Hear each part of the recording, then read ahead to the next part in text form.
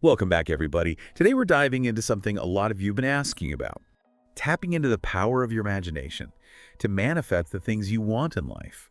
We'll be going through some excerpts from a text that goes deep into Nikola Tesla's theories on manifestation. So if you're ready to unlock some serious creation power, let's go. What I think is so cool about this source is that it goes way beyond that typical, think positive approach to manifestation. It digs deep into Tesla's belief that imagination, really is the driving force of all creation. Kind of mind-blowing, right? Totally. I mean, everything around us, skyscrapers, smartphones, you name it. It all started in someone's imagination. But how do we actually use that power, to shape our own reality? Well, the source says it starts with a perspective shift. Instead of seeing ourselves as just passive observers, we need to step into the role of active creators.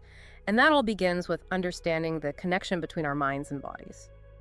Okay, so I've heard about this mind-body connection, but how does that play into manifestation? It comes down to the fact that our minds, they don't always know the difference between something we vividly imagine and something that we're actually experiencing. Have you ever noticed how a scary movie can get your heart racing, even though you know it's not real?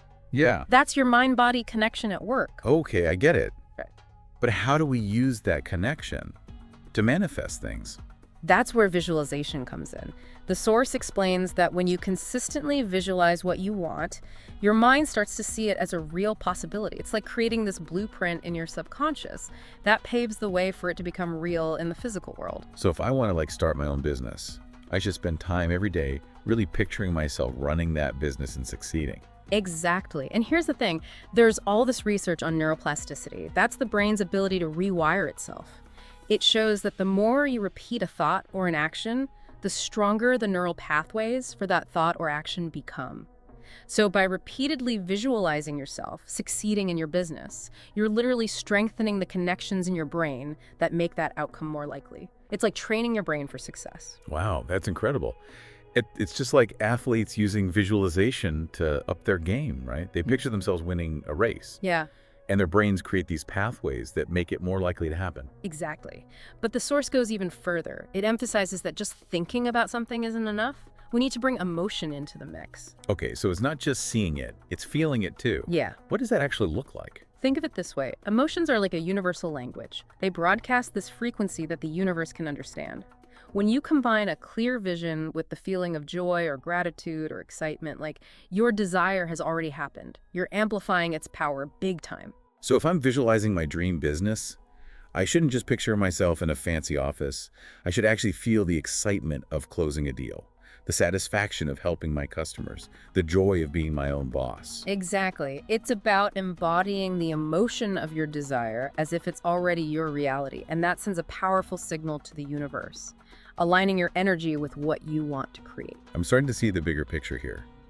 But the source also mentions faith as a key ingredient. How does faith fit into all of this? Well, faith in this context isn't about blind optimism or wishful thinking. It's about having this unwavering conviction that your vision will become reality, even when you don't see tangible proof yet.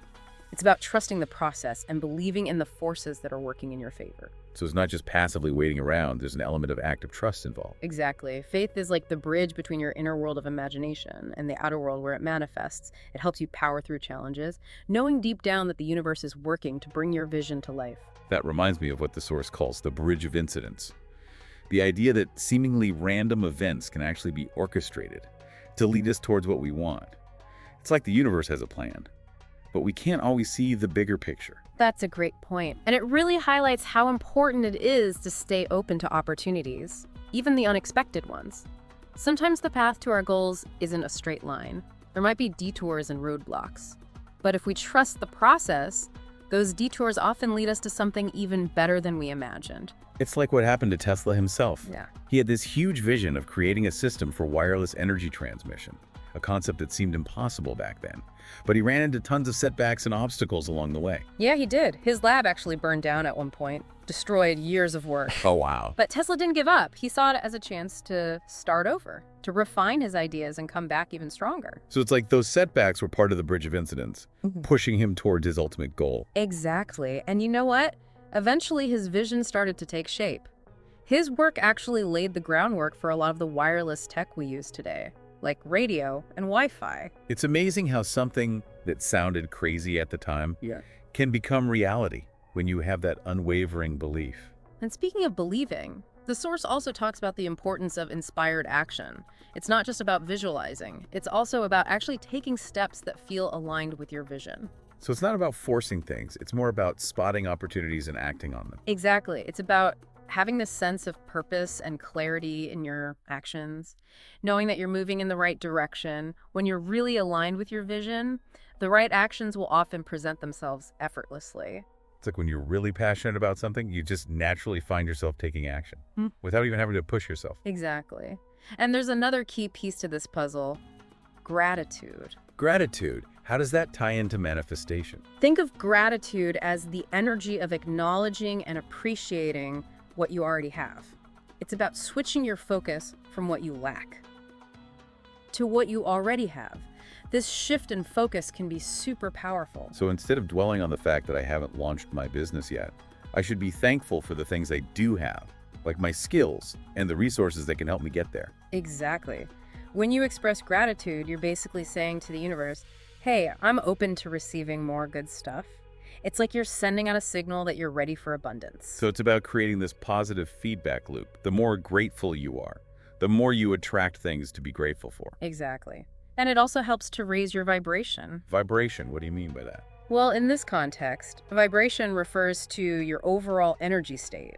When you're feeling positive emotions like gratitude, joy, and love, you're vibrating at a higher frequency. And this higher frequency can attract experiences and opportunities that are in sync with what you want. Okay, so it's like you're tuning into the frequency of your dreams. Precisely. But even when we're feeling positive and taking action, there are bound to be obstacles, right? I mean, we're human, of course. yeah. It's easy to get discouraged when things don't go as planned, or when doubts and fears start creeping in. And that's where the source encourages us to shift our perspective. Instead of blaming external circumstances for our struggles, it challenges us to take ownership of our own reality. So it's not about pretending challenges don't exist. It's more about realizing we have the power to choose how we react to them. Exactly. We always have a choice. We can let our circumstances control us, or we can rise above them. And one of the most effective ways to make that shift is through affirmations. I've heard about affirmations, but I've always been a little skeptical. Do they really work? Well, think of affirmations like positive statements that you repeat to yourself to kind of reprogram your subconscious mind. It's like planting seeds of positive belief. That, with enough nurturing, can blossom into powerful reality. So if I'm doubting my ability to start a business, I could try repeating something like, I am capable and confident in my ability to create a successful business. Exactly. And remember what we talked about earlier, neuroplasticity. The more you repeat those affirmations, the stronger those neural connections associated with those positive beliefs become.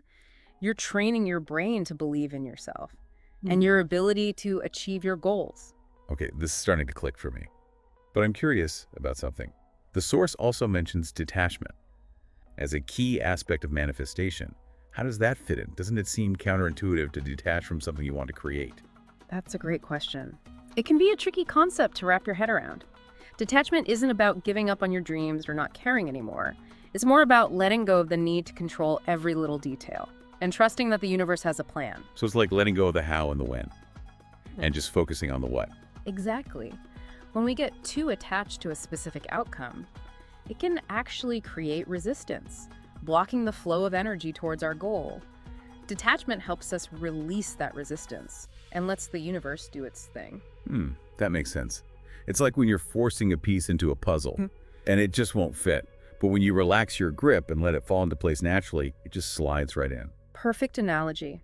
Detachment allows us to be open to different possibilities and to trust that the universe will deliver what we want in the perfect way and at the perfect time. It also helps us stay present and enjoy the journey instead of constantly worrying about the destination. This whole conversation has really got me thinking differently about manifestation. It's not just wishing for things. It's about actively aligning our thoughts, emotions, and actions with what we want. Exactly. And the source points out something really interesting. It suggests that our imaginations actually contribute to a larger collective consciousness. I've heard of that idea before. So are we all connected on some level? And can our thoughts and emotions really influence the world around us? That's the idea.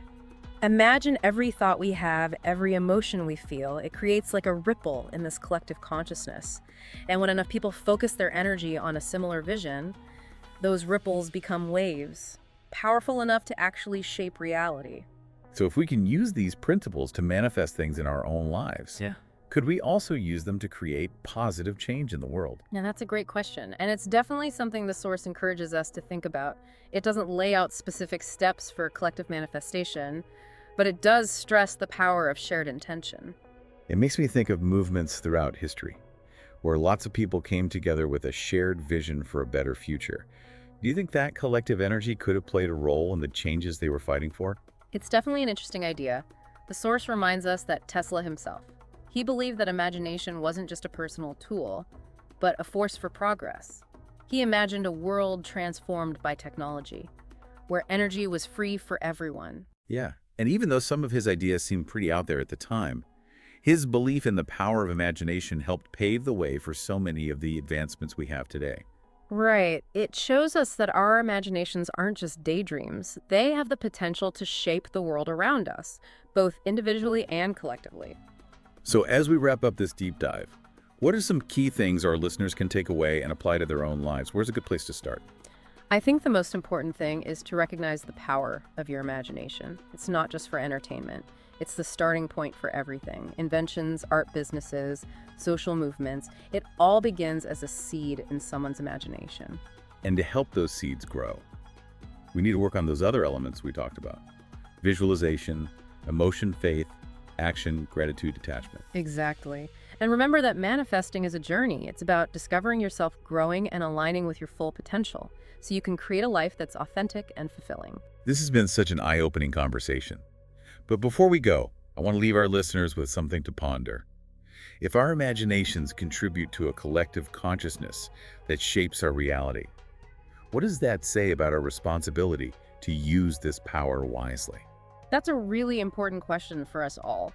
If our thoughts and emotions can impact the world, we have a responsibility to choose thoughts that lift people up, thoughts that empower and align with our values. So it's not just about getting what we want for ourselves. It's about using our imaginations to create a world we can all be proud of. Exactly. We're all co-creators of our reality, and every choice we make has an impact on the bigger picture. That's such a powerful thought and a great reminder that we each have a role to play in shaping the future. Thanks for joining us on this deep dive into the power of imagination. Until next time, keep dreaming, keep believing, and keep creating the world you want to see.